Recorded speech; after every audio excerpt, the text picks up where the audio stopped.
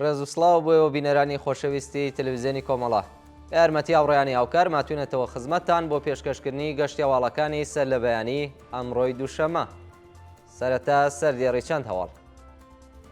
کۆبوونەوەی نانەواکانی کرماشان لە بەردەم وستانداری. ڕووخانی کانگایەک لە مەهاباد و گیان لە دەستانی کرێکارێک. خراپی دۆخی تەندروستی وریشە مرادی. ڕاتکردنەوەی داخوازی پەخشان ئازیزی بۆ پێداچوونەوە لەسەر تۆمەتەکانی و ناڕەزایەتی کرێکارانی هەفتەپە.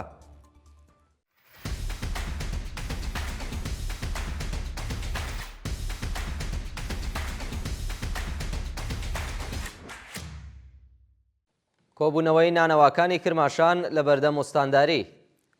ڕۆژی یەکشەممە هەفتەی خاکەلێوەی 1404 هەتاوی نانەواکانی شاری کرماشان دشت بە بایەخنەدانی بەرپرسانی ڕژیمی کۆماری ئیسلامی بە داخوازیەکانیان لە بەردەم وستانداریە و شارە کۆبوونەوە و ناڕەزایەتیان دەربڕی.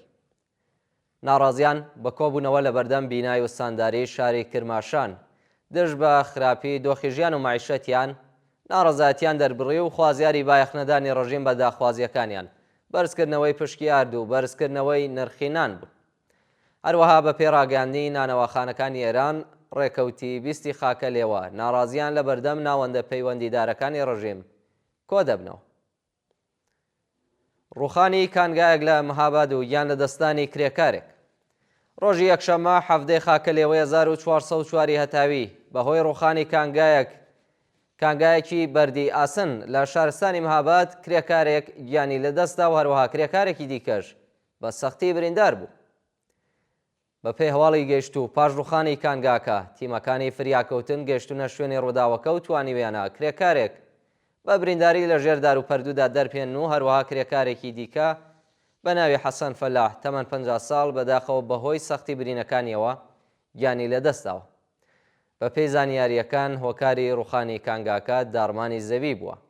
هەروەها جێگای ئاماژەیە کە ساڵانە بەهۆی بایەخنەدانی ڕژیمی کۆماری ئیسلامی بە ئیمەنی شوێنی کار ژمارەیەکی زۆر لە کرێکاران گیانیان لەدەست دەدەن یان بریندار و کەمەندامە بن. کۆبوونەوەی ناڕەزایەتی پێرسۆنەلی هێزە ئاسمانیەکانی کرماشان. ڕۆژی یەکشەممە کۆمەڵێک لە پێرسۆنەلی هێزە ئاسمانیەکانی کرماشان دەست بە زەوتکردنی زەویەکانیان لەلایەن شارەداریەوە کۆبوونەوە. بە پێی وێنانەی لە تۆڕە کۆمەڵایەتیەکان بڵاو بۆتەوە ناڕازیان بە وتنەوەی دروشمی مەرگ بۆ دیکتاتۆر و درۆیاڵێن دوژمنی ئێمە ئەمریکایە دوژمنی ئێمە لێرەدایە دشت بە زەوتکردنی زەویەکانیان لەلایەن شارەداریەوە کە بۆ ماوەی زیاتر لە 14 ساڵە لەلایەن پێرسۆنەلی هێزە ئاسمانیەکانی کرماشانەوە سەنراوە ناڕەزایەتیان دەربڕیوە و خوازیاری گەڕانەوەی زەویەکانیان بوو. خراپی دۆخی تەندروستی وریشە مرادی. کەمپەینی ئازادی بۆ وریشە مرادی بەندکراوی سیاسی لە بەیان نامەیەکدا ڕایگەیاند کە دۆخی تەندروستی ئەو زیندانیە بەهۆی دەستپێڕانەگەشتنی بە دەرمان لە خراپیدایە. بە پێو بەیان نامەیە ناوبراو بەهۆی برینداربوونی لە شەڕی کۆبانی و هەروەها تووشبوونی بە نەخۆشی دیسکی کەمەر پێویستی بە نەشتەرگەری هەیە. بەرپرسانی زیندانی یەڤین بەڵێنیاندا بوو کە ڕێکەوتی 28 ڕەشەمەی 1403 بۆ جەڕاحی بنێردرێت بۆ بیمارستان بەڵام بەهۆی بایەخنەدانی بەرپرسان بە دۆخی ژیان و تەندروستیە و بەندکراوە. تا ئێستا ڕەوانە نەکراوە و تەنانەت لە مافی دەستڕاگەیشتن بە دەرمانە سەرەتاییەکانیش بێبەش کراوە. ڕاتکردنەوەی داخوازی پەخشان ئازیزی بۆ پێداچوونەوە لەسەر تۆمەتەکانی. بە وتەی پارێزەری پەخشان ئازیزی بەندکراوی سیاسی ڕاگیراو لە زیندانی یەڤین و مەحکوم بە سزای ئیعدام دووهەمین داخوازی بۆ پێداچوونەوە لەسەر تۆمەتەکانی ڕەتکرایەوە. بە پێی راپۆرتەکان دیوانی باڵای وڵات پێڕاگەیشتن بە دۆسیەی ناوبرا و داخوازیەکەی ڕەت کردوێتەوە. هەروەها جێگای ئاماژەیەکە و چالاکە ڕێکەوتی سێنزەی گەلاوێژی 1402 لەلایەن هێزەکانی ئیدارەی ئیتڵاعات لە شاری تاران دەست بەسەر کرا و پاش 3 مانگ و 3 هەفتە شکەنجە و لێپرسینەوە. ڕەوانەی بەندی ژنانی زیندانی یەڤین کرا و پاش ساڵێک لە دەست بەسەرکرانی لەلایەن لەقی 26 دادگای ئینقلابی تاران حکمی ئیعدامی بەسەردا سەپێنرا. کۆبوونەوەی خانەنشینکراوانی فولاد لە ئیسفەهان.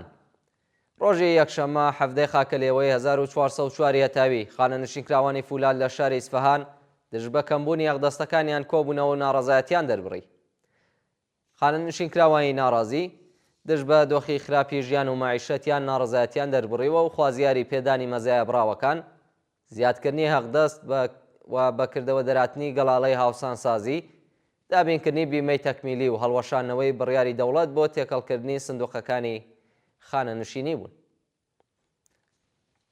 ناڕزایەتی کرێکارانی هەفتەپە. ڕۆژی یەکشەمە هەفتەی خاکەلێوە کرێکارانی هەفتەپە دژ بە کەمبوونی ئاوی زەویەکانی نێشەکەر کۆبوونەتەوە و خوازیاری پێڕاگەشتنی دەوڵەت لەسەر کێشەکانیان بوون.